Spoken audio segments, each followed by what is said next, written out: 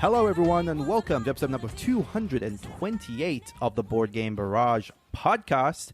I'm your host, the Orange Tank, Neelan, and with me are the green and red tanks, Mark and Callan. Hello, everybody. Hey. Hello. This week on the show, we have gathered together the three most beautiful hosts of the podcast in order to talk about beautiful games. We've spoken a lot in the past about games that sort of have good production values, good art, but something about these games is going to bring all of that together to make a game that looks really, truly beautiful on the tabletop. There's only one way to settle this. Yeah, there's only one way that we can debate art. From the days of Socrates, there was only one way to determine the greatest form of art, and that way is... BGBBOB. That's right. This is a Board Game Barrage Battle of Board Games. If you're not familiar with what BGBBOB is, we're going to be pitting these games one by one against each other until we have a ranked list of the 15 most beautiful games. That is coming up later in the show, though. Before we get there, we're going to be talking about three games which, to be fair, are beautiful themselves. The first game we're going to be talking about is First Empire, followed up by Mille Fiori and Foundations of Rome. So let's kick it off with Kellen. Tell us about First Empire. You might be wondering why we chose this trio to represent most beautiful games. I'm wondering that, actually. And so I can say that for one, external beauty. For the other two, internal beauty. And, of course, asterisk, the most beautiful of all, is in the apartment with me, but not on the microphone. First Empires is a 2 to 5 player light area control game. In First Empires, you are trying to control a map, and you're doing this with what amounts to a sort of Yahtzee-esque dice mechanism. You will roll your dice, which will be determined by how good you are at that track. You will get to re-roll based on how good you are at that track. You will be able to move meeples on the map based on, yet again, how good you are at that track. You'll be trying to get advancement. You'll be trying to score achievements, and every time you move up that track, you will get an achievement card. And lastly, how many troops you can have on the map is, you guessed it, controlled by that track. Every player has a recessed player board that has all of these tracks for you. So I want to start by saying that I played this 2-player, which is never my preferred lineup for a area control game, and dear God, I hope it improves with more players than the 2, because First Empires could be renamed Baby's First Empires. This is featherweight, and unfortunately, it's area control made for people who dislike area control, right? So let's start. No troop can die in this game, okay? You lose a combat, and they just get to magically teleport back to wherever the they want to on the board, which is nice, right? Everybody is fine. Predominantly, what's fun or interesting about your turn is the tension between wanting to go up a track and wanting to fulfill an objective that you have in a card. And so in order to go up on a track, you have to have control of a region and have rolled that dice for the turn to have that symbol. So both the symbol needs to match, and you have to control a region, and then you move up in that category. So next turn, you're going to get more dice. It's just fine. It's totally fine. It's extremely beautiful. Each player has a color with their meeples and a little box that all their stuff go in. It's cute and small. For whatever reason, the 2-player game is orange versus yellow, which is a silly thing to do. Each player has asymmetric, not powers, right? Asymmetric powers, that would be cool. But how do you do that in Baby's First Empire? The amount of victory points you score for going up one track is different than the amount of victory points someone else will go up that track. And the sort of bands where you unlock additional workers or additional dice will change depending on which faction you are playing. The game is decent. It is 8 turns long. I enjoyed playing it. I will play it again at a higher player count, but just dies under the weight of games like Rumble Nation and even really old games like 8-Minute Empire Legends, which just do more. This is like your friends have never played a board game and you're like, are you a friend? Are you a baby? And you get out First Empires and you have a good time. I'm keeping it. I do want to do it at 4 players. I want to see how quick it goes, but it is a trifle. I do feel like you also are going to not be able to, what I would hope to do, right, is become the guy that rolls a bunch of dice but is terrible at everything else. And the game is sort of like, hey, pro tip, you should probably go up in each category in order to win. And that's a shame because it's like you want to be able to specialize. Yeah. What do you guys want to know about First Empires? So I have a couple of things I like just specific to how you're describing these player boards. So each of these player boards is a unique like recessed board that's specific to that faction. Is that That's the correct. idea? And That's so pretty cool. I mean, production-wise, that's cool at least. Yeah, but it's like Neelan, if he goes all the way up on the dice tech tree, gets 15 victory points, and Kellen gets 17 if he goes all the way to the top. The differences are boring, as I guess, like that. Well, there are no differences except for when you unlock stuff and the and bands. the victory point values. Okay. Also, to be fair, there is one other mechanism that I think is interesting. When you get it to a certain point on any track, you place a city, and that city has a predetermined hidden victory point value that as long as you control it at the end of the game, you keep. But that becomes a target for the other player who then will try to attack that city in order to take that token, and it becomes theirs. So you do have some turns where you're like, I don't really want to go up in re-rolls because it's going to put out a city token and I'm in an indefensible position, which I found fun to consider. Do you have a gut feeling as to whether or not this is going to really shine at a higher player count? I don't think this is shining. Okay. I don't think this is shining anywhere. But, again, hidden complexities. Hidden complexity that will bloom upon multiple plays, right? Hopefully. I don't know. Wait until you it's get to your 10th play of this, and then you're really going to see the depth. Yeah. I leave for 1 week, and I'm no longer the ranter of choice, so maybe I should just stop down. You describing this as akin to Rumble Nation was something that surprised me, even after your description, because you're talking about a game that is like fighty, but in a very, very small class of game and length. So how long are we talking about this? How long does it take 2 players? Like 30 minutes. I mean, that's fantastic. Yeah. I mean, if that's the realm we're in, I'm almost willing to forgive some of these things. I'm keen to try it, certainly, based on that description. Oh, no. And it's beautiful. The production is fun. It's smooth. It's straightforward. I went in with higher expectations, perhaps, than I should have based on the art. And I don't know. There's some buzz for it. It is coming later this year. Yeah, it's hard. It's hard to be too plus or minus by it. And I think, people may... It's like area control for people who don't like area control. But I happen to like area control, which is why I bought it.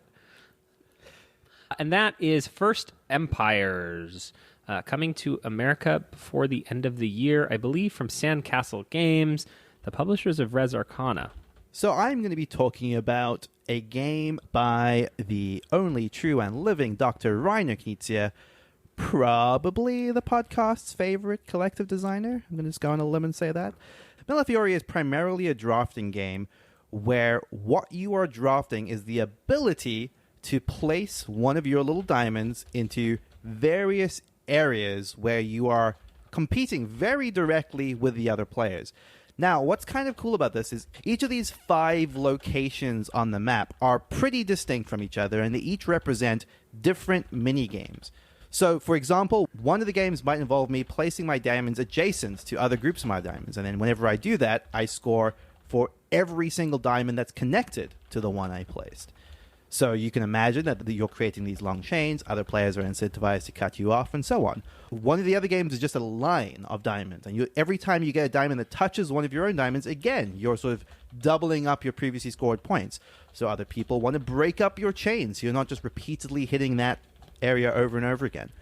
Some of them might involve building sort of pyramid-style structures from the ground up where, the diamonds along the bottom have to precede the diamonds that are above them, and as you go higher and higher up the pyramid, you're getting more and more and more points. So those are the sorts of ideas that you can sort of think of here in each of these different sections of the game. The drafting side of this is really, really simple. In every round of the game, everyone just gets given a hand of 5 cards. They choose one of the cards, play it face down, and then in turn order you reveal and play your diamond. You keep doing this until everyone's played in action.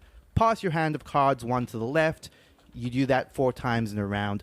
The leftover cards become this array of face-up cards. Now, this is where I think the brilliance of the game is. These face-up cards can be used as extra actions. Every single one of these games on the board has some sort of trigger that will allow you to, after your turn, immediately take a follow-on turn. So if you're able to do this like super effectively, you can chain these turns together in a way that kind of feels very, very roll and righty, very Hanshan's clever, where it's just like, oh, I'm going to do this, and then that means I can do this, which means I can do this. And when you do that, especially because there is so much reward in being able to take subsequent turns, like I said, some of these areas are as simple as, hey, if you're placing 2 diamonds in a row, you're getting a lot of points for it. So the power inherent in being able to take these extra turns is really, really where the game is. There are also some extra points to be rewarded for the first person to achieve objectives in each of these areas, but that's kind of the gist of it. I don't think it really serves us to go into too much detail on exactly how each of these games work, but they all have varying tempos in how they score. Some of them are going to score later in the game. Some of them are going to be able to score pretty quickly if you're not able to be stopped. So you can just kind of see everyone's scoring potential ramp up till they have these huge bursts, where on some turns you're trickling 3 points, 4 points, 5 points, and then suddenly someone gets 30 points because they've just set up the perfect execution of turns in a row that just compounds in a very satisfying way. I played this for the first time with Kellen and Christina. So Kellen, what did you think of Mille Fiori? What was your first impression of it? First of all, any foreign word that you say is lovely. So, thank you. Gracias. You know, I've never heard of the game you said. I thought it was Ganshan clever, but then you said some words. In the words of Mike Delisio, unfortunately, you know, Ganshan Nizia is what he is calling it. And I agree. I think that what is delightful about it is that it has all the combo-tastic scoring potential of those games, but it is extremely confrontational and in your face because the board is common. Imagine playing a game of Ganshan Clever, but where, you know, the combo is there and Nealon snipes it from you by drafting the card that you wanted to score with. And that is delightful. I think that it is the perfect weight of game. You know, for me, no one will start the rules explanation for this and their eyes won't gloss over. It's in this, like, exactly perfect weight for me where if you say, do you want to play a new game? You bust this out. I'm extremely excited to do it. I would say that it is, on first blush, one of the best games that I have played in a year, quite easily.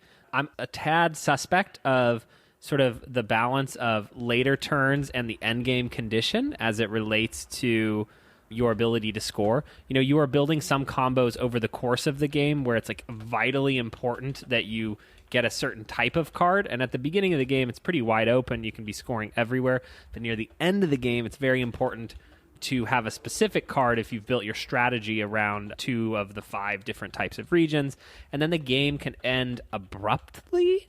And a turn can swing between like 20 to 30 points if you finally complete something. I don't think that that's a deal breaker for me, but it is something that I sort of squinted at in our 3-player slugfest where there was a lot of back and forth. And I do say this, you know, the asterisk here, asterisk for everybody, I did win the game. And, you know, so against all those odds that I just described, I was able to overcome the poor balance of the end game and still win. So this is not me complaining. In fact, this is me just sort of saying that you might have to sort of get to my level to be able to overcome those issues, potential issues. I'm glad that you're warning the people in advance, Kellen, but like once they do ascend to your level, I do think there is an incredible game here. I want to say this really quickly, which I had the same impression of Kellen off that first game, which was this was one of the best first takes I'd had in the game. I've now played Mille Fiori 2 more times at the 4-player count, and it's even better at 4 players, Kellen. I think that you're going to really love it at that player count. Because the one thing, and this could probably be regarded as a caveat, like the game board does not change depending on player count. So what you end up with in the 4-player game is just a much more intensely competitive board, in a way that actually makes me a little bit worried that the 2-player game might be a little bit lacking. But, you know, this is a game that's breezy enough at 4 players that there is almost no reason not to play it if you had the group to do it. One of the things that sometimes maligns games, even something like an Ark Nova that I love, is it's going to feel very long at 4 players. That's not the case with something like Mille Fiori. Very breezy, feels great. The competition is awesome. You're just constantly feeling like you're butting up against other people, being hurt by them. There are potentially turn order problems with the draft, like you mentioned, Kellen. Like, if you are the first player for a round and you get the perfect card, that is really, really good for you in a way that might hurt if someone else lands up with that card and knows not to pass it to Kellen because he really needs it. So bear that in mind. But other than that, I thought this was really, really lovely. Excited to play this with you, Mark. I think you're really, really going to dig this. I'm very excited about this too, given how effusive you guys are. But I just had a question. So I'm not the biggest Ganshan Clever fan. Will it still appeal to me? I guess I'm sure it will, because a really well-made Knizia always feels appealing. But I think it's sort of like if you think about Witchstone, right? Which is like Reiner. Did you play Witchstone, Mark? I have not played it. But it's like Reiner trying to do this modern Euro 17 mini games happening all at once around the board. Sort of thing. Yeah, this is another take on that is much lighter. It's more in your face. It's not that you're trying to figure out what the possibilities are like in Witchstone. It's just, it's all there, and you have to decide what to score now versus what it's going to help Neelan if you let him score it in sort of that drafting agony. So it's all on the board, so to speak. It's not the same as Ganshan Clever, and I do think that like it is by the fifth description of how the different regions score, you're a little right, okay. And it's an uphill battle to that moment, but I think that it's interactive enough that I think you're going to dig it. Nice. Yeah, I'm very excited about this. That is Mille Fiori by Reiner Knizia and Schmidtspieler. I got a chance to play Foundations of Rome by Emerson Matsuchi and Arcane Wonders. Moneybags. That's right. Not my copy, but I will take the compliment. I don't know. For those who aren't familiar, this is the biggest Kickstarter in the recent past. Not necessarily biggest in terms of hype or amount of money raised or critical acclaim, but definitely the biggest in terms of sheer volume. The box is absolutely massive. Almost as big as a Gloomhaven box, but definitely filled with more plastic than Gloomhaven boxes. We need like a more plastic than what's something with a lot of plastic. More plastic. I'm going to tell you this. It has more plastic than the Pacific Ocean. Than the Pacific Ocean. Neelan, you got it. You jumped out ahead of me. And that is not only a comment on the game, but a social commentary about what we're doing to the oceans. Right, Kellen? You nailed it. I just we're don't trying know to teach how people you... here. Yeah. This is not only about board games. This is about life. Yeah. You know what I mean? Yeah, we got to help somehow. Everyone lifts where they stand, you know? That's right. This is where we stand. So. That's right. That's right. Think of the fish. Think of the whales. You know what I mean? Think of the whales. All right. Back to Rome. He's not thinking about the whales. It's Emerson Matsuchi with Foundations of Rome. I know, exactly. But anyhow, and I didn't buy it, so don't blame me for that. This is somebody else's copy. Okay, so since it's the most noticeable thing about Foundations of Rome, this is one of the most amazingly produced games out there, for sure.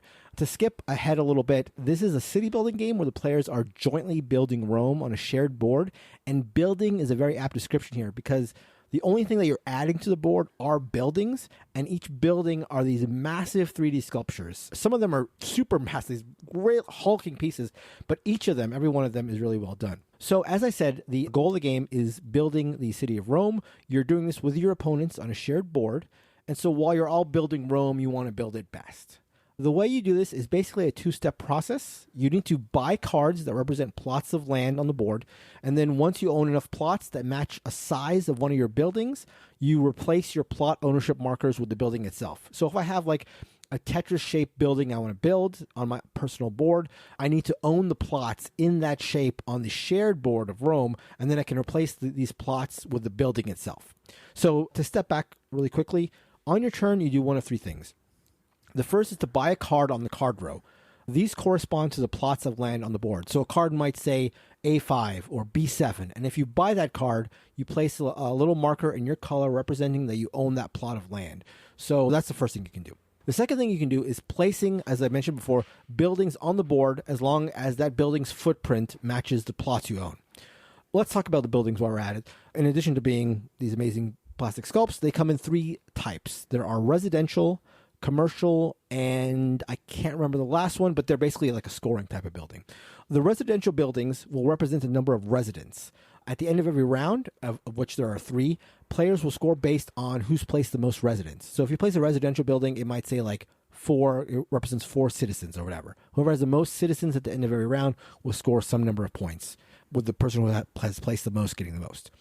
The other type of building are the commercial buildings. They add to the amount of money you get when you take the take money action. So the more you have out there, the more commercial buildings you have out there, the more money you get when you take that action. They'll also score you points at the end of every round in each of the 3 rounds.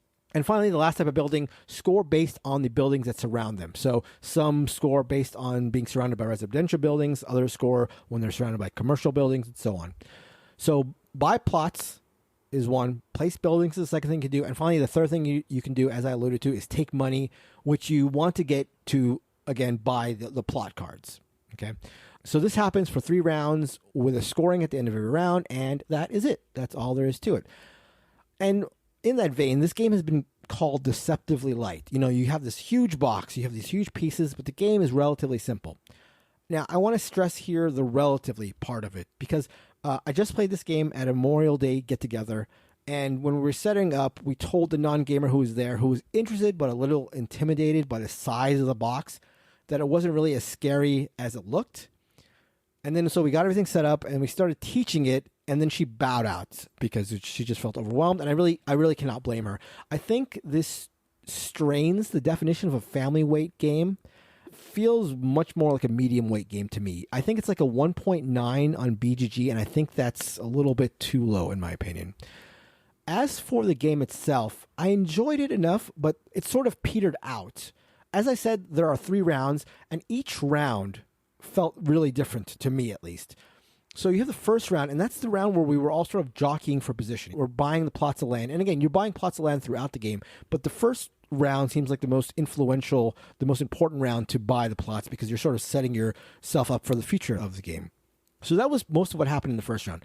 The second round is where you're buying plots of land, because again, they're still available, and you're also placing buildings, and you're sort of jockeying with other players. That felt to me by far the most exciting round, because you're building up your own base, but you're also placing buildings and sort of like figuring out what other players are doing. The third round, most of the plots have already been purchased. You still have a bunch to buy. There's still a bunch out there. There's a third actually of the plots are still going to be coming up in the third round, but you do feel more or less settled, because once somebody has bought a lot and they have their pieces out on the board, there's not many ways to take them over. You can negotiate if you play a variant, which we played with, the negotiation variant, although there weren't many negotiations that were done. I think there was maybe one deal that was done. You can steal land if you play with a different variant. We did that variant, but the person who steals land has to do it in a certain way. They have to sort of be surrounding the plot they want to take, and then they have to give the other player 4 points and basically lose 2 points. So it's a swing of 6 victory points, which is substantial. And there were times where I could steal plots of land, but realized that it wasn't going to be beneficial to me given that swing of points. So what felt to me, and I think with the other players around the table, that third round felt like, okay, sort of consolidating. You know, you will buy a couple plots here and there to place buildings, but really you're pretty much settled. And then that was that. So, you know, you had this like sort of like ramping up in the first round, second round really fun, and the third round just felt anticlimactic. All that said, I think this is a good game. What I was sort of hoping, and again, I just want to stress, I do think this is a fun game, but what I was sort of hoping was actually that it would be lighter than it is, which I wouldn't really have thought going into it. Like the idea of an overproduced super light game does not appeal to me, but I was kind of hoping that this would be like a family weight game, like a well done, because I think Mitsuchi designs great games, and this is a well designed game for sure.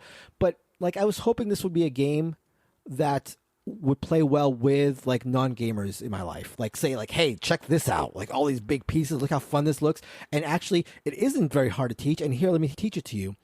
And I don't know if that's where it is. I think it's a step too far, which will, you know, make, I think, gamers, like hobbyist gamers, more happy.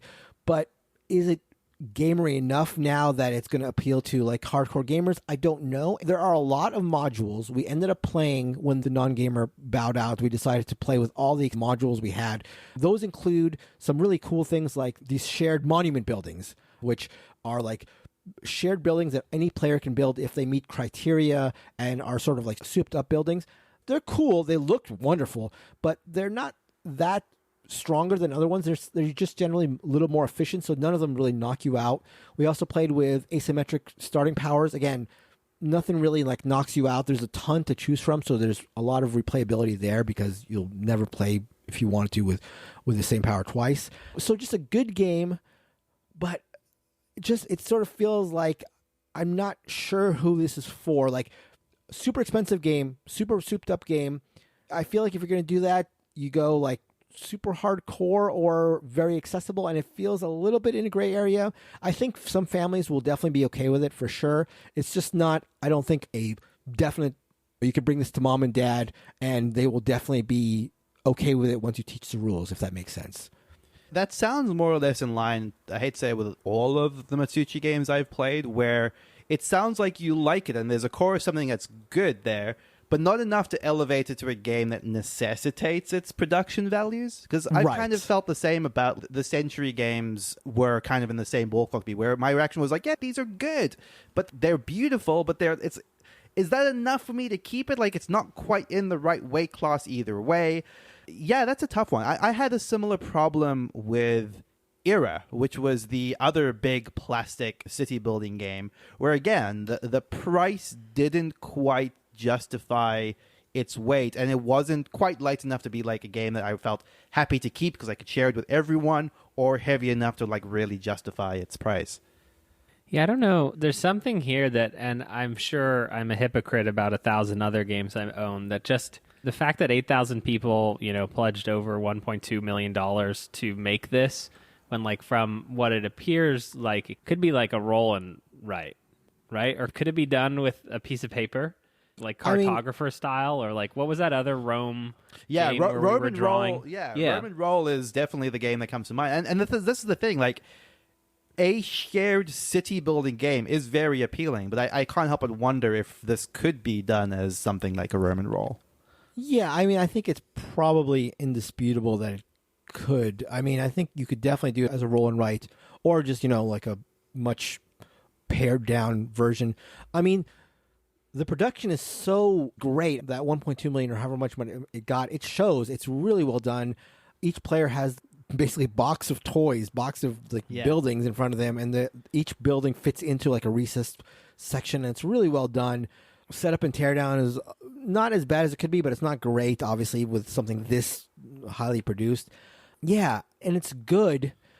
I just don't think it warrants the price. And again, like I'm thinking of myself saying, this game would be better if it was lighter, and I would hate for this game to be so light that it's like just all production, but it's just not light enough that I could bring it to, as I said, bring it to family, because I think that would be really cool. If the game was like a solid game that had all this production that I could, again, show people and say, hey, look at all this, and it's going to be really cool, and we're going to build all these cool buildings. There's almost something just about the toy aesthetic of just like, here's this cool box of, playthings. I'll put this on, we're going to teach you this, and everyone's going to get going, like, building the city together in half an hour. But, like, it doesn't sound like it's that, and that sucks. Not that you necessarily want to, like, be lugging a big box around. Yeah. I hate to say it, but there is something that does appeal to me about this.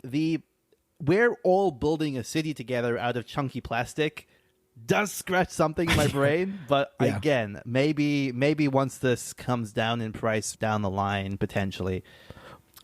It's like, I apologize for Cthulhu Wars miniatures, not revel in it. And there's something about this that just feels like, well, decadent. We've got it, like we can do it on Kickstarter. Like, these people want to spend hundreds of dollars on a game they're going to play 4 to 8 times. Like, yay, boys, let's do it.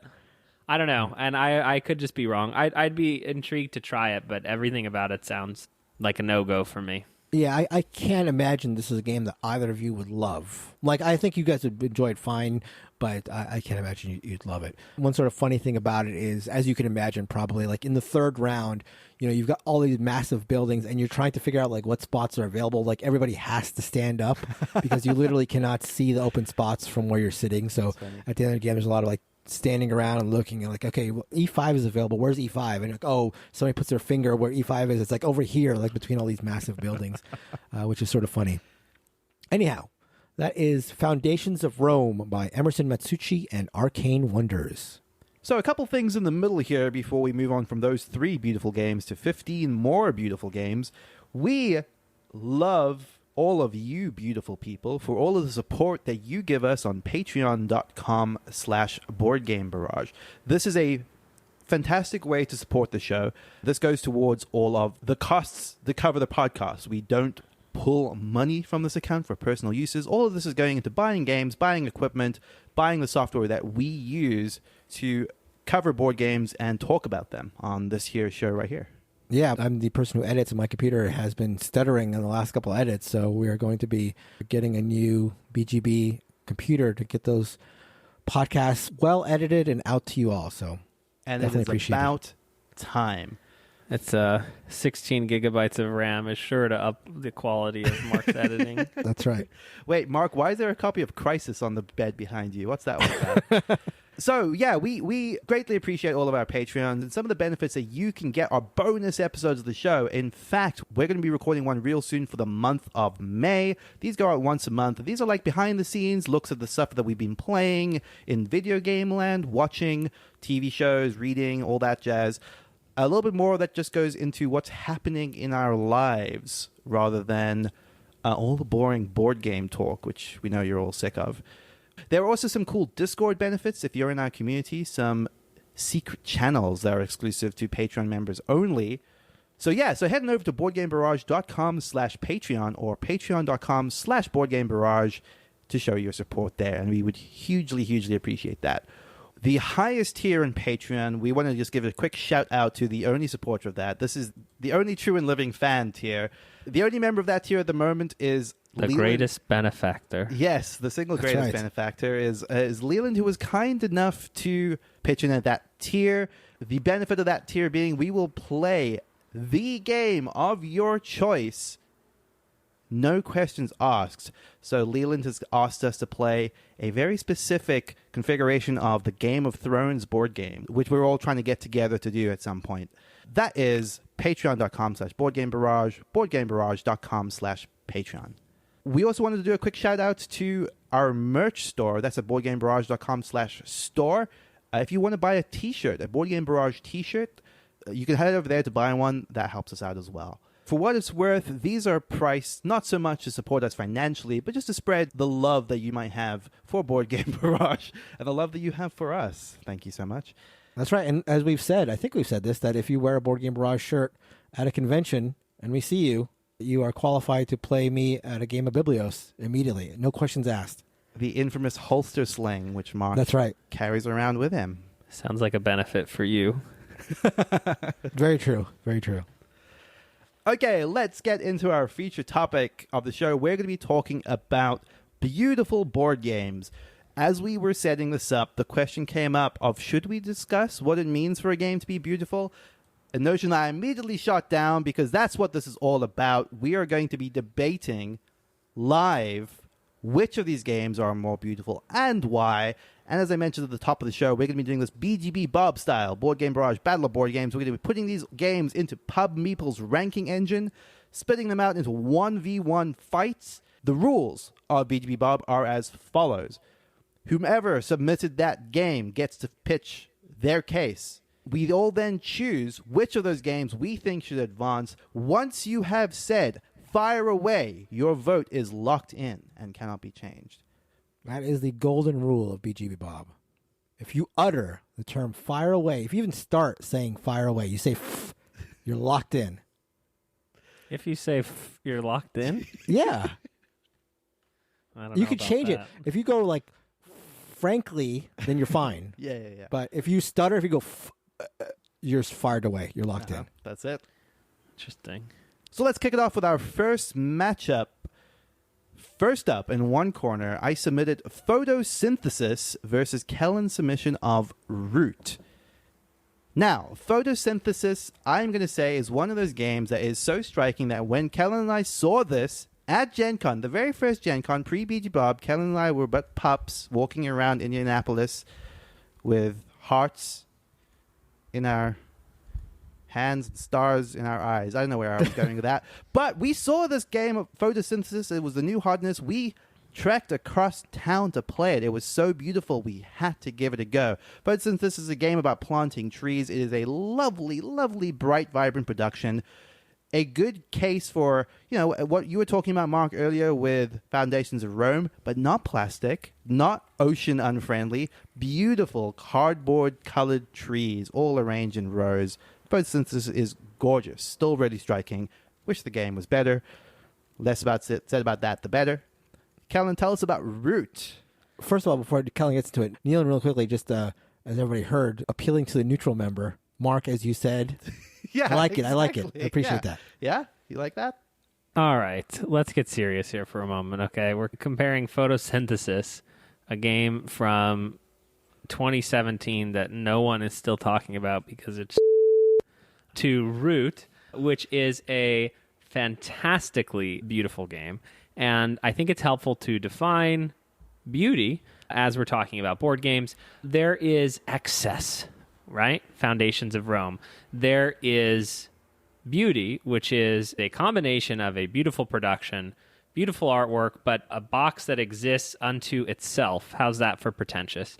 Which is to say that it's the right size, it's the right type of materials to be used. It's a combination of silk-screened wooden meeples that depict adorable woodland creatures with cardboard chits. Nothing out of the ordinary. You could go so far as to say, like, Scythe has too much. It's got the wood, it's got the plastic, and so I'm fighting Neelan for a future countdown. Root combines extremely striking artwork, vibrant colors for each faction, silk-screened meeples, which have started a new trend that are adorable, all in a box that is the right size. It's small. It's just right. And for Root to lose to Photosynthesis would be a tragedy, and Mark would not do that to the people. So I'm assuming you guys are firing away for your respective games? It's not even close. Okay. Yeah, it isn't. Fire away Photosynthesis.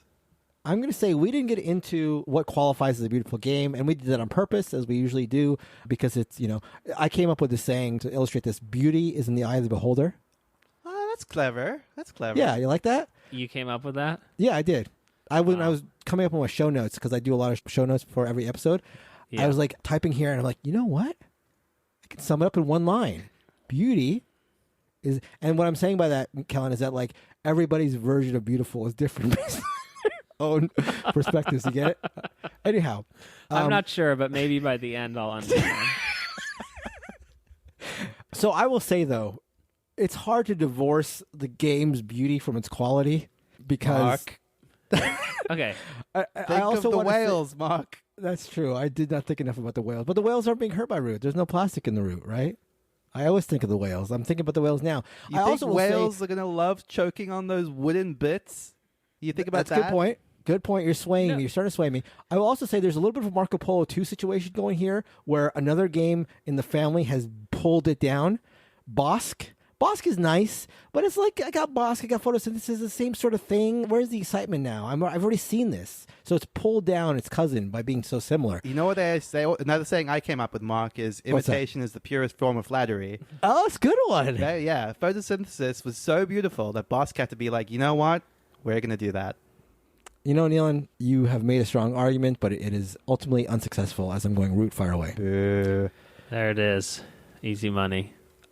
Though I do think Neelan, the idea, well, or Mark, I suppose, made the first point. So my friend Mark, that, these sort of games come out in like sets, right? Where it's like parks and Trails. like, yeah, and they're all like, oh, now there's a bunch of games about national parks. And like all of a sudden, there's a bunch of games about birds. And you're like, huh, is there any creativity in Bandata at all? Wow. Okay, next matchup is going to be in one corner. Brass, submitted by Mark, and Rising Sun, submitted by me. Mark, tell us about Brass. Okay, so I can already see the arguments against it. People are going to say, this is so dark. I want vibrance. And look, I'm all about vibrant stuff. I get it. I get vibrance is good. But see, you don't appreciate the vibrance until you immerse yourself in the darkness. Oh, this is like from the Count of Monte Cristo, right? That's So right. what you meant to say was you must needs have wished to die to know how good it feels to live. That's exactly Wow. what I was going to say. That's right. Alex. So, Kellen, you're on my wavelength here. So, look, I legitimately think this was one of the first games that popped into my brain when we're talking about games that are beautiful. This game feels very lush to me. it is dark, but there are little bits of color. The map is just, again, it feels luxurious. It feels elegant. It's not like a very minimalistic map at all. There's a lot of things going on the board, but for some reason, how clean it is and how uniform the palette is, it just feels very of a piece, very put together, and it's always struck me as a very striking game. Maybe that's the best way to refer to it, as just striking.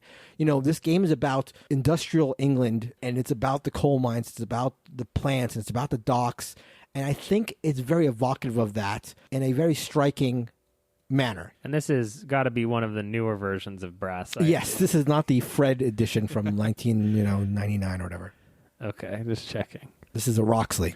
A little bit about Rising Sun. I think Rising Sun sort of comes on the heels of stuff like Cthulhu Wars, where you have big, garish miniatures. And Rising Sun sort of takes a look at that board and says, how do we do this? How do we put this much plastic in a game and still make it look appealing, make it look different? And I think that the direction the Rising Sun goes in is super, super striking, which is to say it mutes all of the colors across the board. Colored miniatures are traditionally very bright, saturated colors, whereas in Rising Sun, they're all very pastel shades. You have a muted red, a sort of soft lilac purple. Like everything in this game, instead of going for the super, super, super saturated route, just goes for something that just kind of looks and coalesces. And despite looking colorful and looking bright and looking vibrant, it doesn't look garish. Like everything about the design of the map, which is just this beautiful art illustration taking up the entirety of the board with the territories of Japan like superimposed on top of it. The way that all of the card art is super, super subtle. The way that the Seasons deck just has very simple color highlights on what is largely, a sort of black and beige mimicking Japanese writing. It is such a striking look, one that I think, especially in the context of other big miniature games, is really, really unique looking. Also, Kellen, it's a Japanese theme. I know, this is what's going to hurt me. Okay. You're speaking my language. At first, I thought it was just lilac that you were trying to get me with, but now the Japanese... Okay, this is really hard, okay, because I don't particularly want to vote for either of them. I don't think that any miniatures games are beautiful, full stop. I just don't like them. Some of that is in the aforementioned, the sage wisdom from Mark, beauty in the eye of the beholder. I will say that Rising Sun, by coloring the miniatures, goes a long way because you don't have to do anything and it's already there. I will say that Rising Sun, the board, is actually much prettier in person than it photographs. And I remember receiving it and being very excited by how striking it was.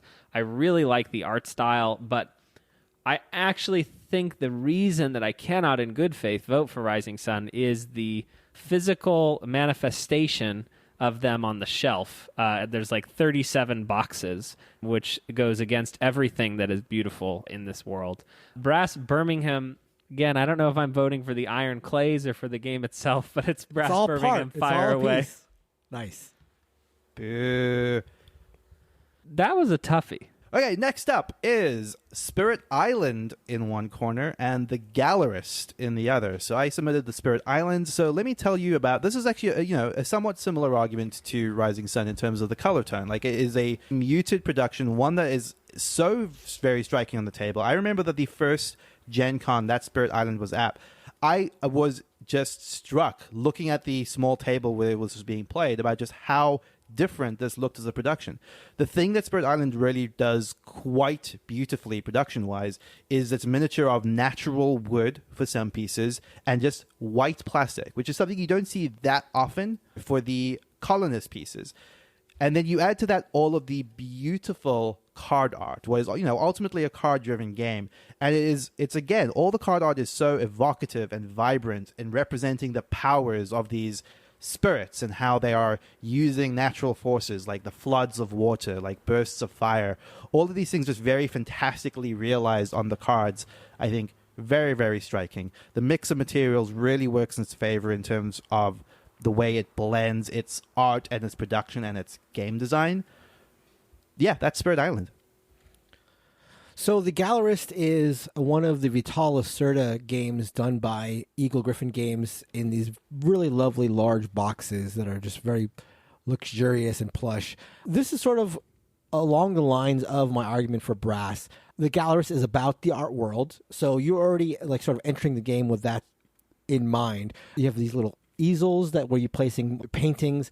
It's also, again, a very, while not overly colorful, it's again just a very elegant, cohesive design. The artist is an up-and-comer. What is his name? Ian O'Toole. Blazing onto the scene. So I think, vote for me just to give the guy some props to get his name into the board game art world. I love sort of the production of all the Vital Lacerda Eagle Griffin games. I don't like to encourage, collecting for the sake of collection, but the Vital Lacerda games I think are high quality and will work in any collection, but also when you have them together, it does, again, feel luxurious. And this game, just whenever I see it, it feels like a cigars and brandy game. You're going to sit down, you're going to like soak it in. Yes, it feels a little pretentious, as Vital Lacerda games can, but sometimes you want to be a little over the top, and I think that's what you get with the Gallerist. Is there a rule if I don't vote for either of these games? My protest vote between a Vital Lacerda game and a cooperative game is to vote based on which cover art I prefer. No, don't do that, because the cover art is the weakest part of Spirit Island. The Gallerist, fire away. No. Nice. No, don't do that, please. Okay, next up, Kellen submits Yamataï, and I submitted Azul. Kellen, tell us about Yamataï.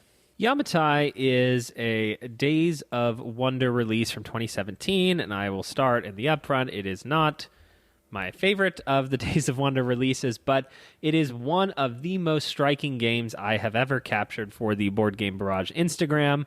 I went back through our Instagram, which you can find at instagram.com/boardgamebarrage, where you just have this incredible, beautiful board that is deep greens and blues representing an archipelago, and then extremely colorful, chunky wood pieces that each player is putting out with their boats and the torii gates. And at the end of the game, you've made, like I saw someone commented that it looks like a fruit salad, which is delightful. I think that combined with the artist for Yamataï, Jeremy Flory, who also worked, I believe, on the game that I talked about today, First Empires. Just this classic artwork that you're excited to look at. And so all of the different player powers you get in Yamataï correspond to a different person. And again, this is themed in a way that I like. Yamataï, as a production, is one of the maybe 5 games that I regret most getting rid of, and a lot of that has to do with its table presence. And when you say, Kellen, what is a beautiful game? I say Yamataï. Azul, I think, probably needs no real introduction, but it is a striking game in a couple of ways. Like, it has a beautiful tactility to it. And I know that might be out of the scope of exactly what we're talking about, but there is something about the way that Azul invites you to want to pick it up, to look at its pieces. And it does that purely aesthetically, right? Like, you see these bright, shiny plastic squares made of this thick bake-like material, and they invite you to want to pick them up, to play with them, to run them through your fingers. And then when you start to use them in the game of Azul, you're assembling these sort of beautiful little mosaics. Like, this is designed to represent a style of Portuguese mosaics, and I think that the way that it does that is very, very, very striking. The rest of the game is largely in muted tones of white, so what stands out is just the presence of these beautifully produced tiles. Okay, I may even vote for Azul, but like the only good thing about Azul is the tiles, and like everything else is like a disaster from a production perspective. Oh, I don't think I agree with that. They sell plastic overlays because of how constantly you're moving things around and how like bare bones everything but those tiles are in the game. As for me, you guys can see what game I'm holding up here. Oh! Holding up Yamataï, but voting for Azul. Clickety-clack. Tactility. Have you even played Yamataï? The one time I played it was with you and Christina at BarageCon 1. And it was very memorable. You still It was remember memorable. that. I do still remember it. I also will vote for Azul, so anyone can't fire away. Nice. I like it.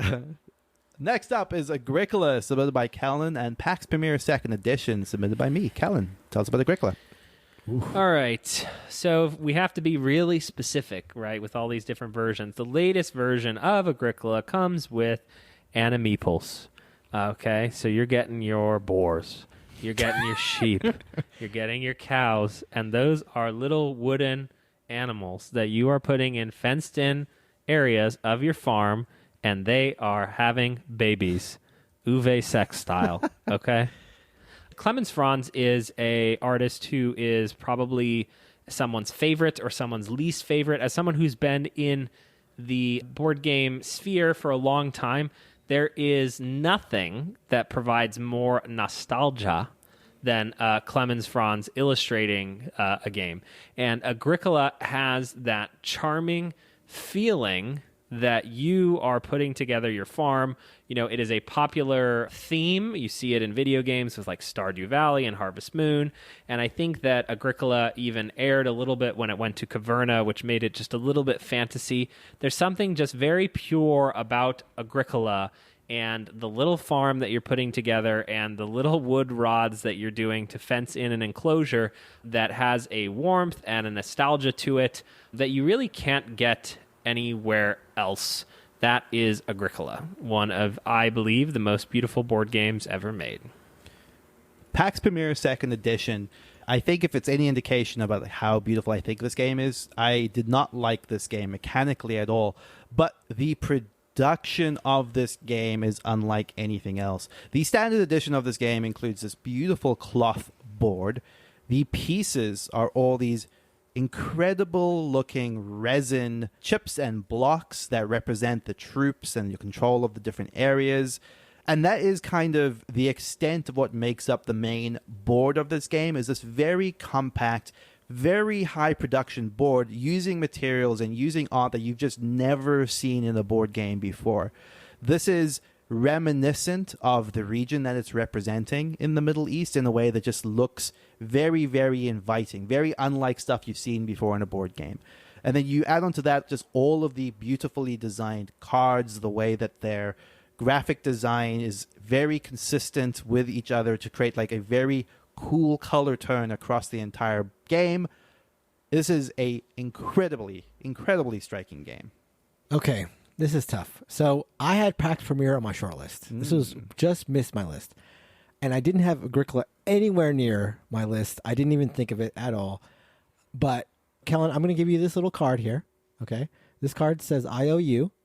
You can use it later. Okay? Perfect. You can use it later. Because I'm very close to voting for Agricola because I agree with you. That Clemens Franz art is just so welcoming and so warm and so cozy. When I see it, I just feel like, okay, I'm in good hands. This is going to be a very fun, warm, nostalgic experience. And if it was up against most other games, I would vote for it. You've convinced me. Your argument is wonderful. I have to give PAX Pamir the edge, but the slight edge. So I'm going to give you that little IOU. You put it in your back Taking pocket. that card. Yeah. Received. Use it later. You can use it later. But for right now, I'm going to vote PAX Pamir 2nd Edition. Fire away. Okay, moving on. Wingspan in one corner from Mark and Inish from Kellen. Let's start with Mark with Wingspan. All right, this missed out on our coveted best bird game of all time in the last couple special multiple years running. Yes, Thanksgiving Day episodes. Tune into those episodes to find out what won. It was a very close battle, but it's undeniable. Wingspan is gorgeous. I mean, look, you try to think about what the most beautiful themes for games could be. You think of art, you think of flowers, you think of animals, and in that subcategory of animals, just all the different types of birds, all the color that you can represent in the bird world. You've got these nice pastel little eggs that just look wonderful, look like little candy bits. But it just comes down to the art. Look, if you're big on box covers, it's a heck of a box cover, Wingspan. And I just think that the art is so well done for all the different varieties of birds. Just beautiful from top to bottom. A game that can draw people in to play it just on the artwork alone. Should I rebuttal or talk about Inish? This is the lawyer's dilemma. Okay, Inish is a striking board game. And I think that a lot of what we're talking about is games like PAX Pamir that are striking, have something novel about them that you look at it and you see, wow, this is different. In Inish, you have what is essentially 3 hexagon glued together, but shaped in such a weird shape that all fit together into a board that looks unlike any board you've ever seen. You combine that with the Celtic artwork, which is, again, a love it or hate it sort of scenario, but it combines with oversized, tarot-sized cards with a lot of artwork on them. This, for me, is about the extent of miniature games done right. They have little miniatures, but it is not the centerpiece of the production. They are not vomiting up plastic. They are building something, and you open Inish and you play Inish, and there's a sense of wonder that comes from the almost alien production to it, and that's combined with the art and the different style of pieces. I think Inish is one of the most beautiful games I own, perhaps one of the most, love it or hate it, there's a word for that, but I don't know what it is, productions. Yeah, this is a hard one for me. I don't think that there's any denying that Wingspan is a beautiful game. And I think that, like, the thing you said, Mark, about actually having a super, super appealing box cover, one that does, like, just make you instantly think, like, have I even seen a board game like this before? Can't be. Yeah, can't have you be seen the understated. Inish box cover? The Inish Scary. box set is beautiful. The Inish box cover is terrifying. beautiful. I think so. This is actually one of those weird cases where Inish has now had two Covers, revisions, yeah. and both of them are beautiful. I had a very legitimately hard time choosing which box of Inish I preferred. The way that Inish looks and the way that the card art on those beautiful big cards, I think this is a game that I just slipped my mind when I was thinking of my list. I love the way Inish looks. However, Right. No, unfortunately, no, however.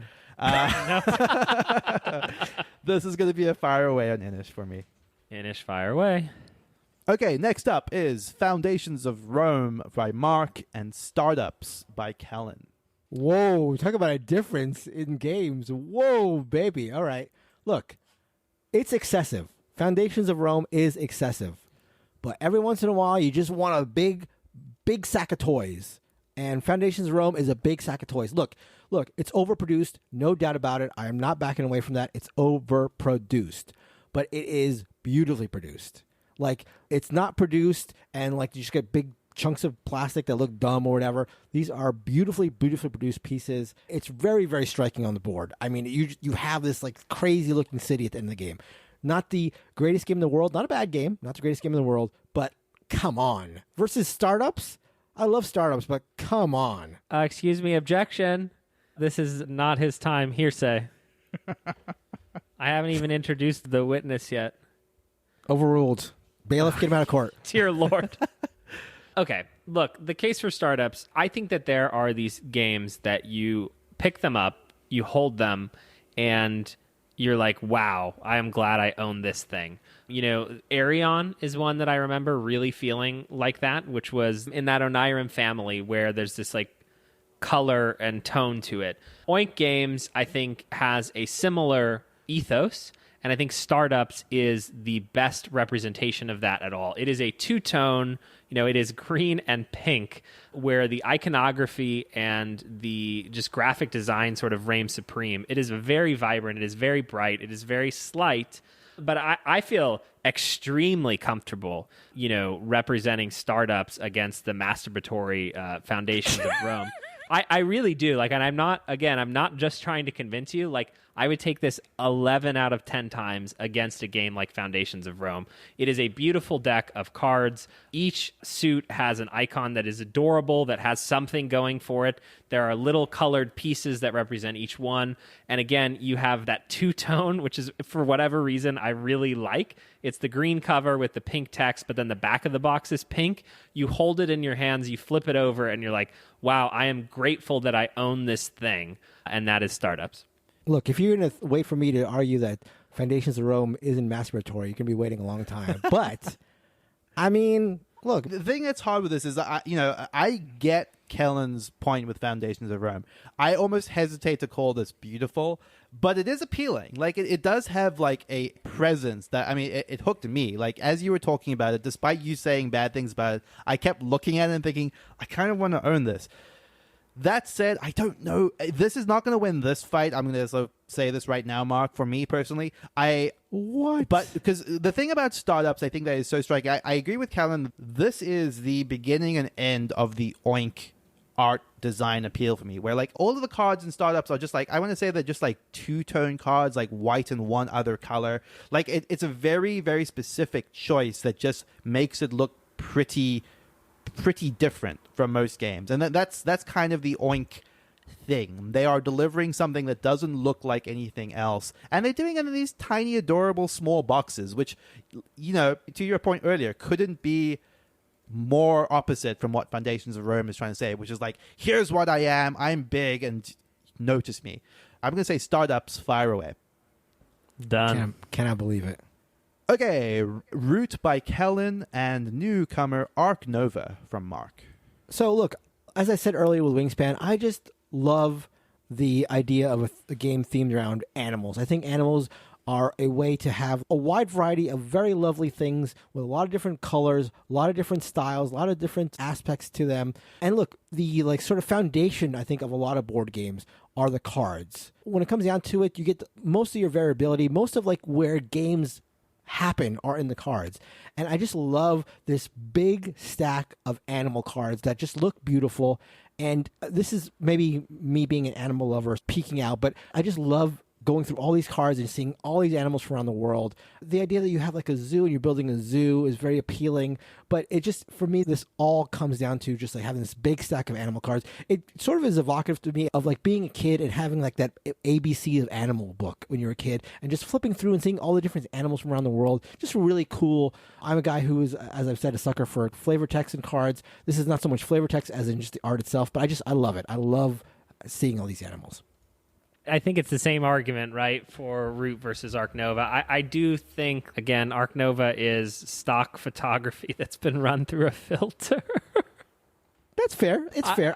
I do like the way that it's done personally, and that may be a matter of taste. But again, it does come down to the colorful animals to me that I love. When we got it all out, we had it all out at the table. My first thought wasn't like, wow, this is beautiful, but I can't knock you for feeling that way. I just, as a cohesive thing, I don't know how anything beats Root, to be honest with you, but that's just my, I brought it to the fight. So I hate having to make this choice because, Mark, let's start with you. Yes.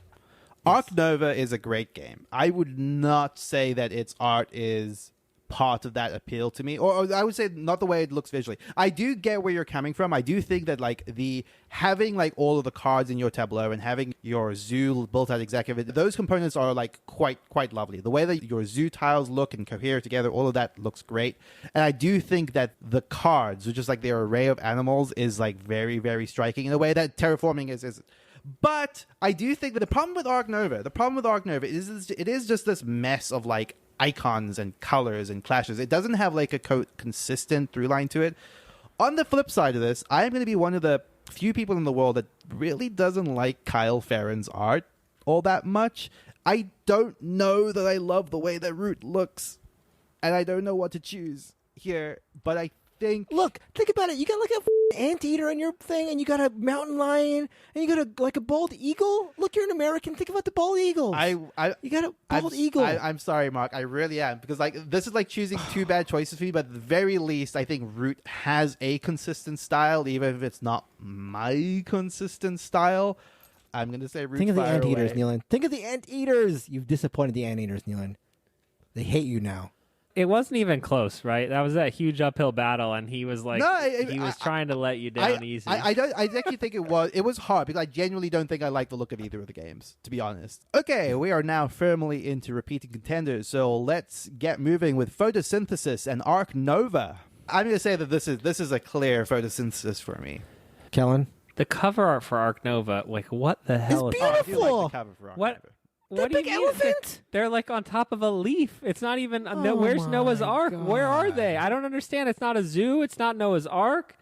I'm reminded of the inside of the photosynthesis box. Are you reminded of the game of photosynthesis?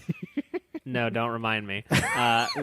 In the photosynthesis box, there are colored compartments for the colored trees. So you put the blue trees in the little blue spot in the box. And my God, that's beautiful. Photosynthesis, fire away. Oh, my God. Yeah, vote for Arc Nova. The anteaters hate you, too, now, by the way. Okay, we got two Mark lineups. The Gallerist versus Brass. This is hard for me. I would not expect to like the Gallerist as much as I did until you started talking about it, and I was looking. I was like, man, that is a beautiful looking game. For me, it is brass. I just think it's super striking. I think it's one of a kind in the art world of board games. So I would personally vote for brass, but obviously I'm happy with either of these. Yeah, the Gallerist, Ian O'Toole has a very specific style, and the Gallerist doesn't strike me as the one that I'm most excited about. I like the easels, but I really like the more vibrant Kanban look, or even the more specific Lisboa to what's going on in the Gallerist, which is sort of just this. It's a little more monotone, and for whatever reason, I'm drawn to the colors. I will pick Brass Birmingham Fire Away. Brass Birmingham Fire Away. The Gallerist versus Rising Sun. Rising Sun Fire Away, and it's not even close. Rising Sun Fire Away. Boo. Pax Pamir versus Azul. Oh, this is fun. This is tough. I think these are two of mine, so I'm going to very quickly just say, hey, it's Pax Pamir for me. I think it's a beautiful looking game. Fire away. I'm right on the cusp. I'm going to say, just to make it tough on Kellen, I'm going to say Azul. It's close for me, but I had Azul higher on my list. So I really dislike how many words are on every card in Pax Pamir and on the player aids and the box. It's but as a product, again, when I received Pax Pamir, I was delighted and honestly blown away by what I had received and said, this is a board game. It just defied a lot of expectations. And for that reason, Pax Pamir 2nd edition Fire Away. I love the idea of Kellen being confused as to whether or not this was really a board game for a sustained period of time. What? Wait, this is a board game? Okay. That's not what I said. Roll the tape back. Next up, Agricola versus Azul. Kellen, remember you have that IOU in your pocket. I know. I need to cash it in. The thing, it's really hard, right? Because Azul's main feature is that tacticality. So it's hard to argue against that. But at the same time, I don't know. I've never been as big of I think that the cover is a little ugly. I'm going to vote Agricola Fire Away, and I'm going to call in my card so Mark has no choice. Don't say a word. Agricola Fire Away. Wow. There it is. It's turned in. Cash again. Startups versus Inish. Oof. This, I think, is going to be... I think this is going to be Inish for me. Yeah. I think it is for me, too. I mostly agree with you. I think that, again, when you have to judge it on what it is, it's hard to say, did Inish do as much right as Startups? Startups did everything right. I agree. And so, I think I vote for Inish as well, but I think that's the bias towards, we're board gamers now, and, we need, a lot of board game. But I understand. It's almost this is the super reductive way to say it, but it's a best art versus most art situation where Startups does one thing extremely well, whereas Inish is just so lavish in how good and how much great art there is in it. I have an Octo Coffee mug, Neelan, from Startups. A real-life mug. That's how good the iconography is. I'll go with you guys, Inish Fire Away. We're all on board. Startups versus Wingspan. This is going to be Startups for me. Fire away. Oh, my God. I cannot believe this. Formal protest. You can't... Or you have a card for that? Okay. Here's the complaint. The typography in Wingspan, I really, really dislike. Okay? I want to say and acknowledge that it has brought so many people into the hobby, but there is such a thing as typography. I've read a 400-page book on typography and kerning and leading and how it all works. I hate it in Wingspan. It's using multiple fonts, cursive and non-cursive. It's using this little more handwritey thing. I find that the call-outs of what the bird powers do, physically taxing to look at. That's right, Mark. Physically taxing. My counter to that, and to be clear, like I said, Startups has my vote in this matchup, but I think Wingspan is leaning into that kind of old school textbook feel on its cards, where it is typically that mix of handwritten fonts and just illustrations. But I do think it's a choice. I don't think they make. But I get where you're coming from. But yeah, Startups is just so singular in its visual design. Startups Fire Away. Ridiculous. Foundations of Rome versus Wingspan. Wingspan, fire away. It's not even a contest. Yeah, I would vote for Yeah, Wingspan. as I well. would say Wingspan too. Now you're voting for Wingspan. I hate it. Physically taxing. Oh, but now I'll vote for it. Okay, there's a Kickstarter thing that we have to fight against, Mark. Brass versus Root is up next. Ooh. I'm not even going to belabor this one. It's Brass for me. Fire away. I love the Bingo way bongo. Brass looks. I love the way Bingo Brass looks. bongo. I do not think that the illustrations in Brass speak to me for whatever it's worth. I know that like you really can't say this is bad art or good art. I find the production of Brass really cool. I like the darker color palette, but none of the like actual art am I drawn to, and a lot of it is just super dark for me. Root as a singular vision is one of the most striking board games I've ever seen. I think it stands the test of time and is one of the most shared, arted.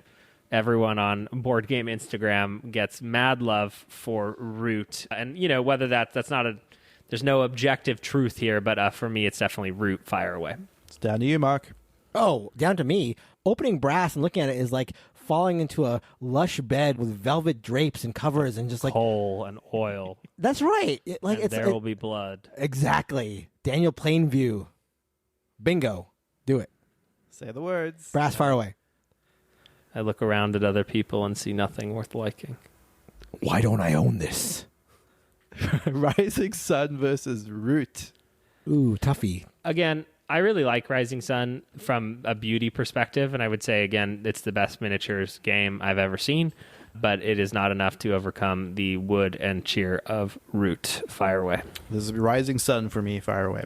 Oh, this is so close for me. Rising Sun or Root? Gut feeling, Rising Sun. I'm looking at it now in the picture in my head, and I'm looking at Root, and I'm going to say Rising Sun. Tough call, tough call. Very, very. They both nice start edge. with R there, so I saw what you did there. That was clever. The Gallerist versus Root. I Root, understand fire where away. you're coming from with the Ian O'Toole thing, Kellen. I do think this is one of the earlier Ian O'Toole before that just became the look that Ian O'Toole was like associated with. I think the Gallerist looks beautiful. Very clean look. Made me want to play it more so just looking at pictures of it during Mark's description. I'm going to say the Gallerist, fire away. Give the kid a break. Give O'Toole a break. Gallerist fire away. It's like I'm looking at it, and I can't tell that it's not Escape Plan from like zoomed in photos of it. That would be the biggest thing, is that Ian O'Toole is just like, his look is his look. I disagree Yeah. there. I'm now looking at Escape Plan. I'm like, yeah, that's a pretty different look in my opinion. Anyway, Spirit Island versus Root. I have never actually liked Spirit Island from this perspective. Mechanically, very interesting for a co-op game. The whole, like, there's wood on the board and, you know, the pressers are ugly white plastic is, like, funny, but, like, it looks terrible. And it looks like just a mishmash of stuff on the board that's, like, not supposed to be together. And then you say, but Kellen, that's the point. There we go. You And said it. That is the point. It's a clash of aesthetics. I think that is very deliberate. That is not beautiful. So that's pretty easy for me. This is super close to me. Super, super close, but I think I'm going to go with Root on this one. Spirit Island versus Photosynthesis. This is Spirit Island for me. Fire away. Photosynthesis, fire away. Oh, don't make me choose. I'm going to say Spirit Island. Fire away. Inish versus PAX Premier 2nd Edition. I'm going PAX Premier. PAX Premier, fire away. Give me that flavored text. Yeah, that's beautiful. That's beautiful. text. Yeah. Knowledge is beautiful, Callan. You ever hear that saying? Inish Yeah. versus Agricola. I've been biting my tongue on this a little bit. I don't like Franz Clement's art at all. I get the appeal, the nostalgic appeal if you're very old and have been playing board games for a long time like Helen and Mark. But I am going to say Inish, fire away. I think it's Inish for me as well. Ooh. I think that the weird thing, right, is it's hard when you get down to it. I don't like Kyle Farron's art. Like that isn't really an argument. And again, like the whole list is like, what's the most aesthetically pleasing to you? Yeah, here's the thing I will say on this. Is like, I actually think that Oath is quite a striking production because I think it utilizes Farron's art in a way that is more aesthetically pleasing to me. Like, I don't straight up hate his illustration work, but it is... I don't love it, and then the way that it's utilized in Root does not hit me. Startups versus Agricola. Agricola, fire away. Ooh, Startups, fire away. I'm going to go Agricola far away. Partially out of spite, too, against startups. Startups versus Azul. It's Azul for me. Startups for me, but I understand both. Yeah, I think I'm going to say Azul So- here. Fire away. Startups versus Yamatai. Startups, fire away. I will say Startups fire away as well. I have not played Yamatai, and looking at images of it while we were talking about it made me really want to play it. It is a very, very good-looking game, but Startups. Wingspan versus Yamatai. Yamatai, fire away. Wingspan I far think away. Wingspan fire away. I think it won the BGG Best Art of the Year it was nominated. So that means Think about something. that. Yeah. Foundations of Rome versus Yamatai. Yamatai, fire away. Yamatai fire away. Nealon, you just said all this stuff about how it made you feel good. When you saw it, you wanted to play it. versus plastic. Oh, my God. Do you What care is about happening? the environment, sir? Nealon, talking out of both sides of his mouth. Pax Pamir second edition versus Brass. Brass. I think for me, it's Pax Pamir. Hard one Second for me, edition. genuinely. More color. There's so much Pax Premier type of game. I mean, it's great production. I love it. But I just feel like Brass is so different. I agree that Brass is very, very different looking, but I also think that there's nothing in the world that looks anything like Pax Pamir, or even could. I disagree. That is Pax Pamir. It's a lot of Fire away. pastel. Oh, No, but it's boy. like the cloth and the resin and all of that. Yeah. Inish versus Brass. This is going to be Brass for me. Brass. Fire away. This is Inish for me.